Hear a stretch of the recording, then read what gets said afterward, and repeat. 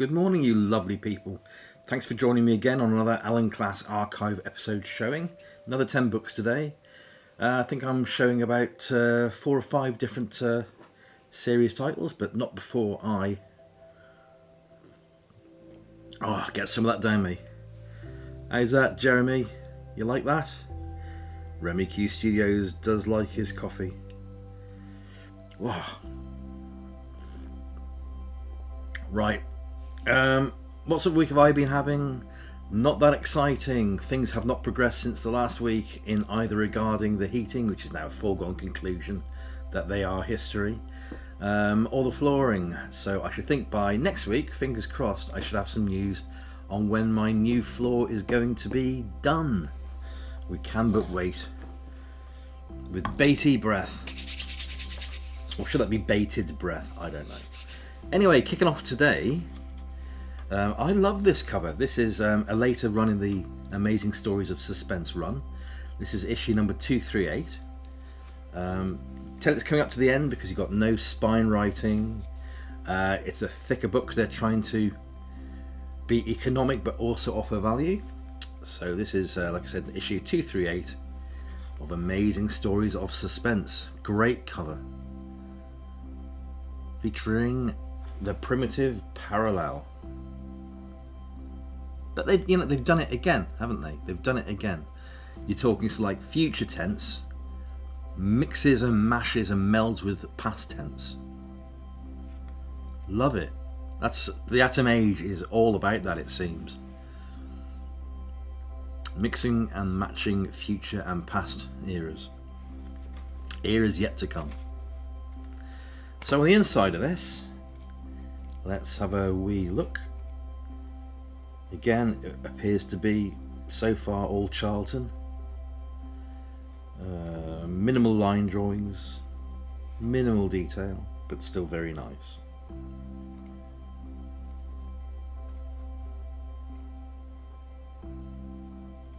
Some of the war story here.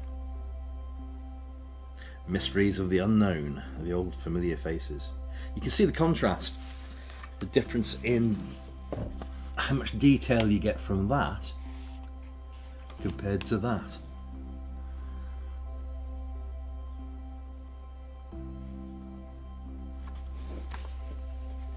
Without saying anything about the page rates, let's move swiftly on.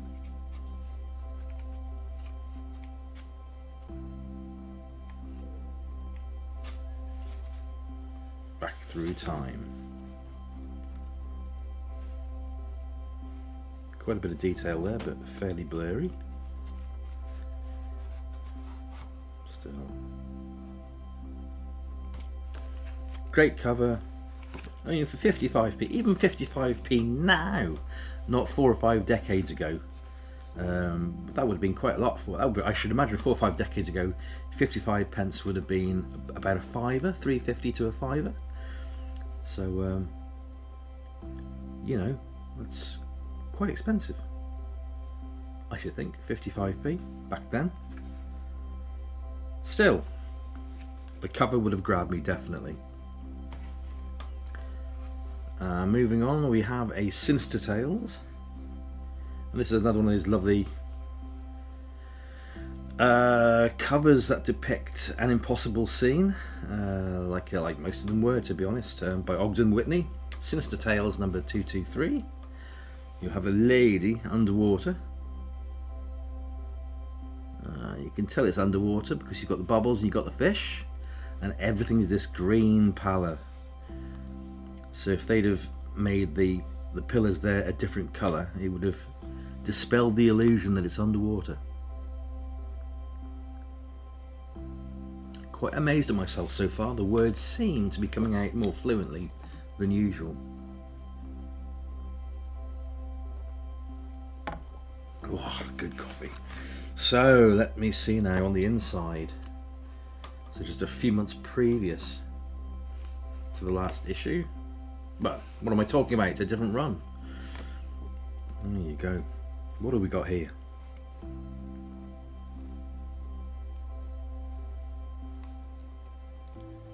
I was a prisoner on the planet of plunder. It's quite nice. always say to myself, if there's detail there, the comics got me. By the way, I saw Black Adam last night. Well, what can I say? I thought the visuals were great.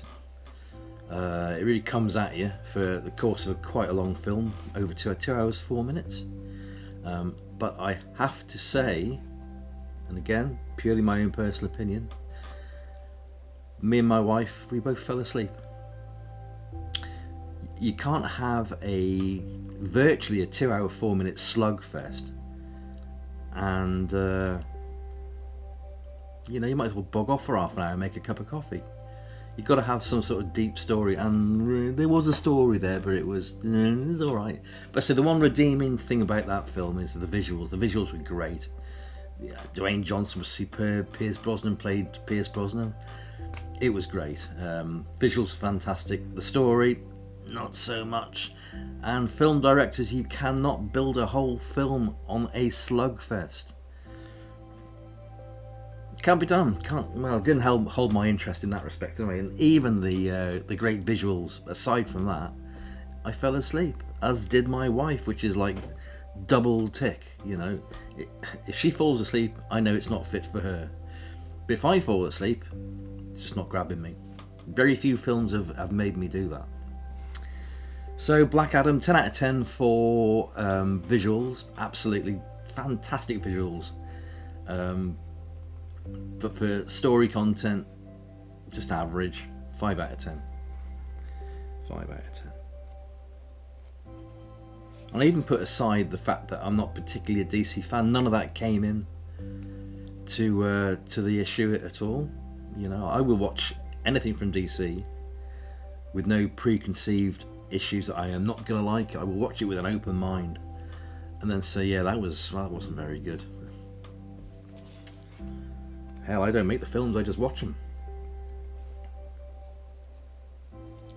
Annals of the Occult, there it comes with us into an unknown world. So you've got some Atlas stuff in there as well. Just a quick look at that. What I'd like Marvel to keep on doing, to be honest, is to keep bringing us the massive thick omnibus issues, releases, showing Atlas issues. They've been superb over the last couple of years. I want them to keep on doing that. They look great and they're easy to access. Moving on to, I've got a couple of these to show you. Yeah, just a couple. Astounding Stories, number 184. Questions. Interesting. So starting from the back. See, that's the trouble as well with these bloody cardstock covers. They show the creases so much. They bend.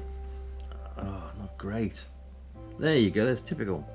You can see that. Look at that. Dreadful. Cardstock covers. The bane of the devil. Horrible bloody things. Jaguar story in the back.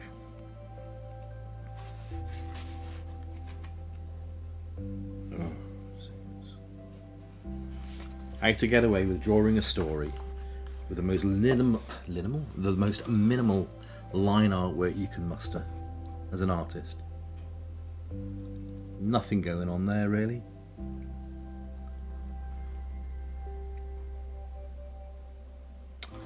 Yeah, moving on.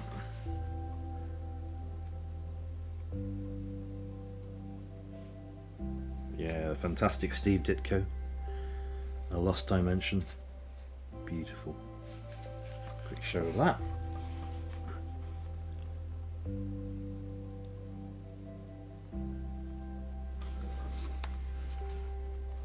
Moving on again. More bug-eyed aliens, which is great. You can never have enough bug-eyed aliens.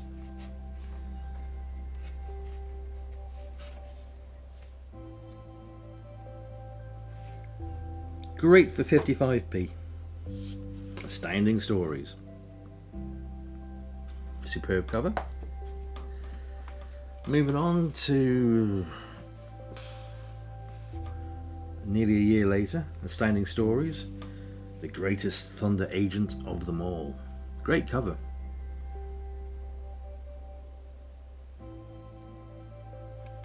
Bloody cardstock. Shows all the creases and bends. Infuriating.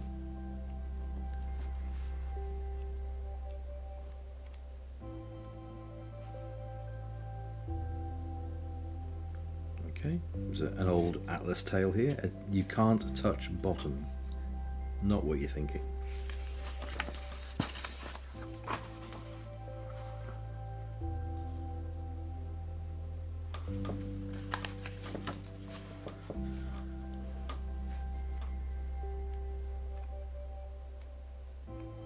Thunder agent. Thunder, aside from its defense and enforcement role, is the world's central intelligence agency. When a top agent of the Thunder Squad tries to change his function, the result is somewhat unusual. So sit back, fasten your seatbelts as Weed meets the hyena. That certainly would have grabbed me as a kid. Will he, or won't he? It says here, a tale to marvel at.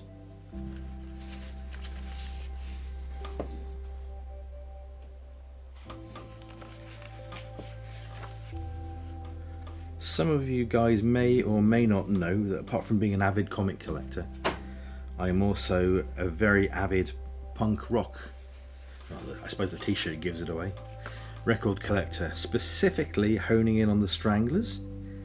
If you want to see what I do outside of comics, go to www.baroque, all one word, .com. Baroque spelled B-A-R-O-Q-U-E, as it is.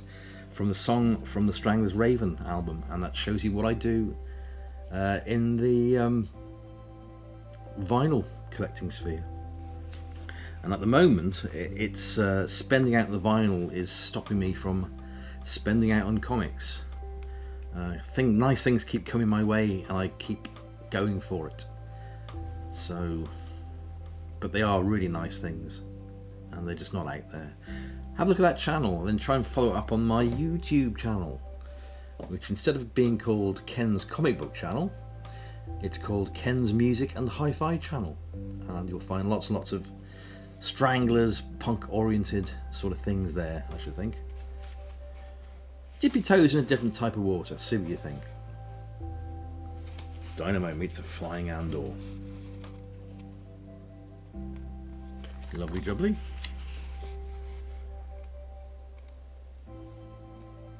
Again, a tale to marvel at. Tornado with lots and lots of black ink everywhere.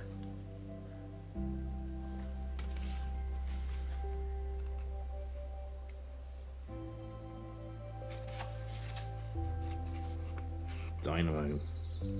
Beautiful. Menace from the Moon.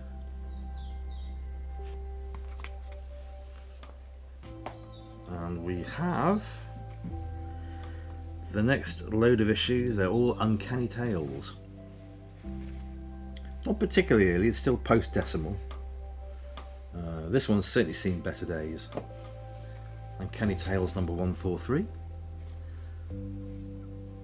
Somebody thought, damn those future collectors, I'm going to spoil the cover by writing in blue ink. Nice pink cover, that one. Yeah, it's just that blue biro somebody long ago has culled in bits. I think the pink is all as it was, of course. So, what have we got here then? What is happening? Condition's not that great. You know, I'll probably pick this up for a couple of quid. £2, probably.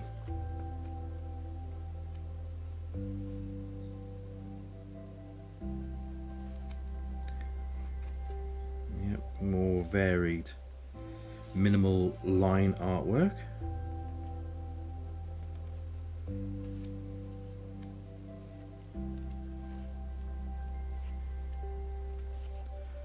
At the moment, nothing to really make me want to show this to the camera, really. Nothing really popping out at me on this one.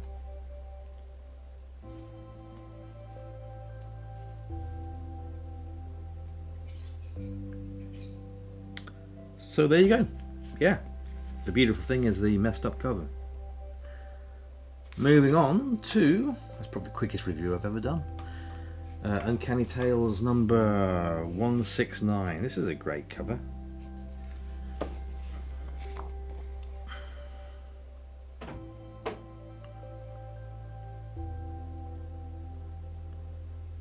And one great thing that foreign comics has taught me is if you're collecting comics slightly out of the usual sphere that you collect them in, you've got to get your mindset away from thinking every comic must be near mint.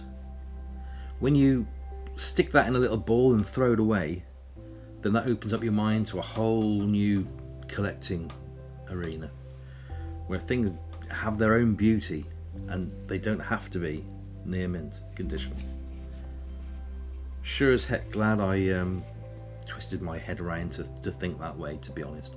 Because if I was still thinking the only comics I should collect is near mint stuff, there are loads of issues I would have just ignored the beauty of what they are, and tried to collect sort of that much. And as some of us might know, in the foreign comic collecting area, you know, near mint can be sort of like a 7.0. Very rarely, incredibly very rarely, do they go above that sort of grading. You'll never see a 10 in a foreign comic. You might get near it if you're very, very, very, very lucky, but usually not. You know, usually they do tend to be like that. Maybe, just to be fair, just a little bit better than that. But no, you'll end up with a far more varied, in my humble opinion, beautiful collection if you take that grading thing out of your head, stick it in a ball and chuck it away.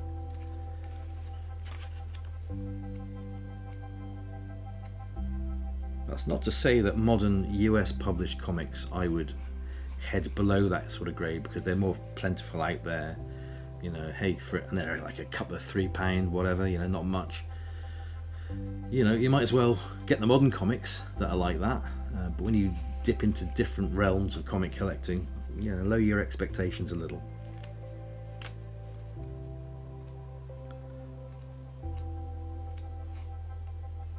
Okay, awesome. Nice Ditko art there. Let's see if I can just fold that out to show you. Cure all. It's in the faces. You can tell by the faces. Yeah, I'm not going to show that. Minimal line art, I'm just not going to bother showing. It's just not worth it. My humble opinion. Excellent.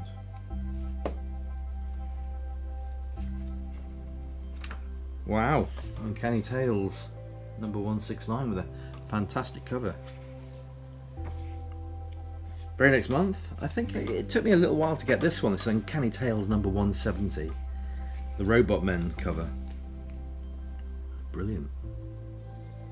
It took me a while to find that devil.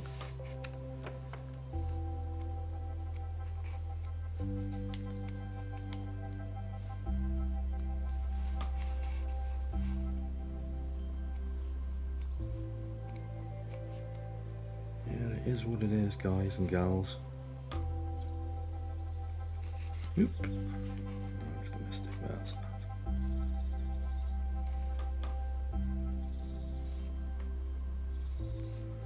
Nice. What am I saying nice to?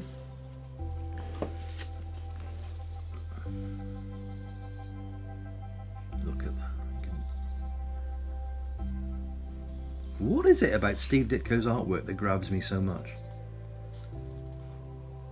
I think it's the emotion, the helplessness in some characters that he portrays. Terrific.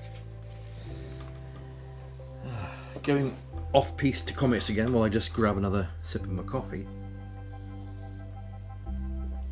The latest Stranglers thing I've procured is I've managed to get hold of one of the guys who merchandised for the bands at their gigs in the No More Heroes era, and he still had several items from that time which he was selling, and I've got myself, which has been verified by several PT, let's call them the committee. It's an original No More Heroes tour poster featuring the album cover, so I bought that, wasn't cheap, and I'm now having it framed, wasn't cheap. It's going to take about another 3 weeks to get back into my hands. When I do get it back, it's going into pride of place in my shop. It's a beautiful item, beautiful. Moving on, Uncanny Tales number 172. It's that Stone Age man again who keeps reappearing on Alan Class covers. And again, note, it's a mixture of the past and the future.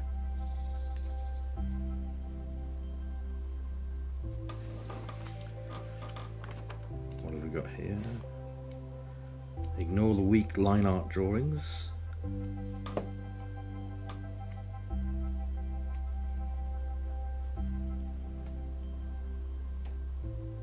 You might have noticed as time's been moving on, I'm getting more and more picky with what I show you.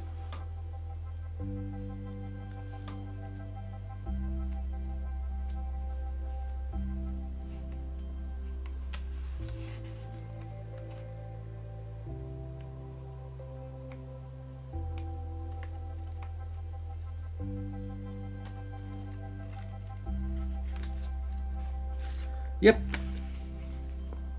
that's all I'm going to say about that one.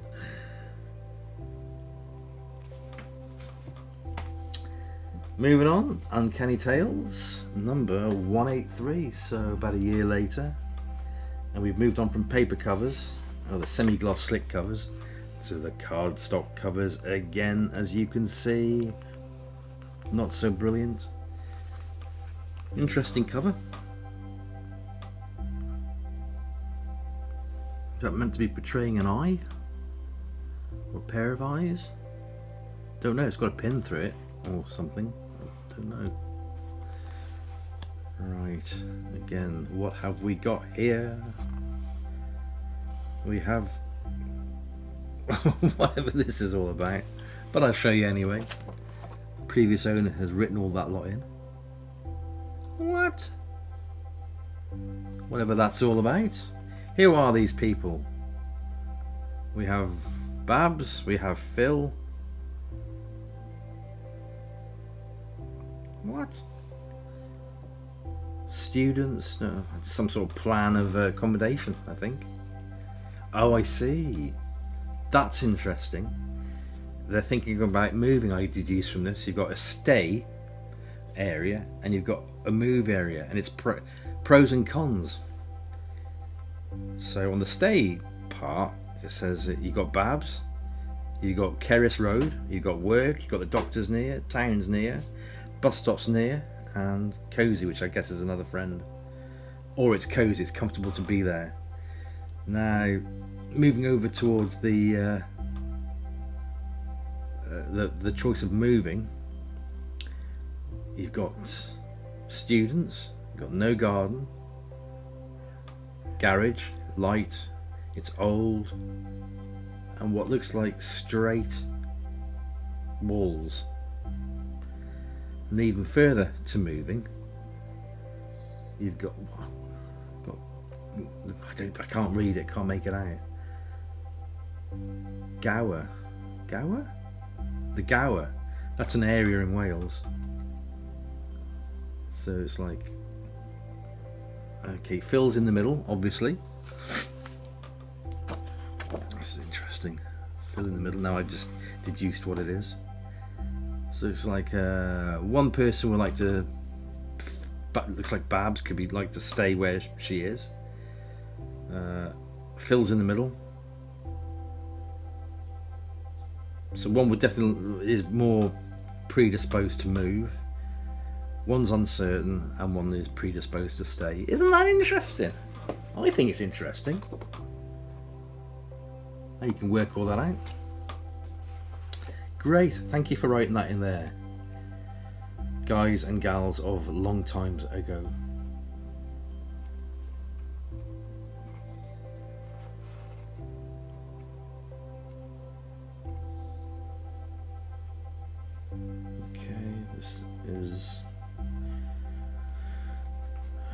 This is what kind of fair shall I say this lot is. It's just the typical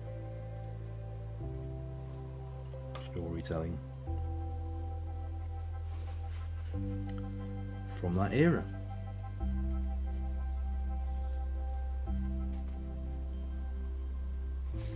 Hang on. Bear with me just a tick.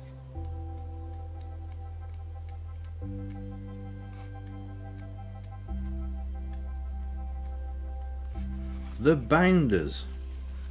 They've reprinted a story twice. You've got Things to Come, and then Things to Come. Ha! One of those whap mistakes. Yeah, printing error. Very nice. Last issue of today. I've seen this a few times. Uncanny Tales number 184. Always love a shadow going there. Superb. Oh, the bane of my life. Cardstock creases.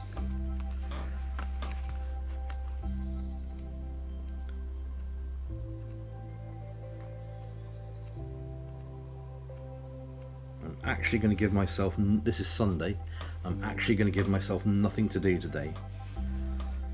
I might just paint a light switch surround, that is it.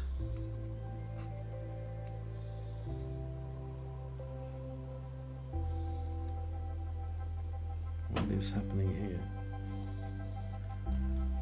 Yeah, maybe it's the type of paper that didn't quite, maybe sucked in too much ink, I don't know. You can see that the detail's there, but it's all sort of like muddy. Look at that.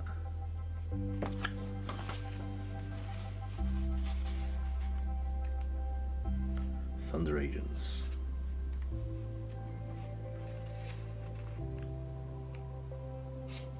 That's a great splash page.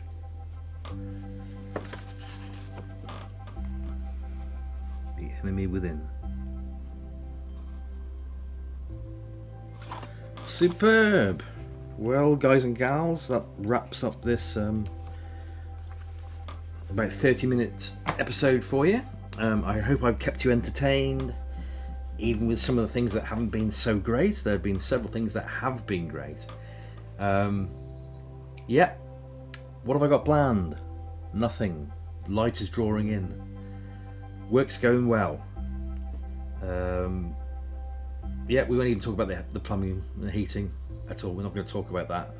No change. Next big thing to look up to is the flooring. Get something under our feet, which is going to be good. Then I can start to get things into place, back moved to where they were, because at the moment the house looks like a bomb's hit it. Everything is everywhere, and I don't like that. I'm a very particular person, probably bordering on OCD, to be honest, where I like things in a certain spot. They don't have to be like a 45-degree angle. None of that rubbish. Apologies to people who do suffer from that rubbish, but I do like my stuff in its correct place, so I can just flit around, amble to where I want to go, and be happy with what I see. Is it too much to ask for? No, I don't think so. So everyone, I hope you're watching this with me, drinking a suitable beverage, whether it's an adult beverage or whether it's a middle of the day coffee or a breakfast orange juice. Enjoy whatever you're doing, and I shall see you at some point soon. Bye for now.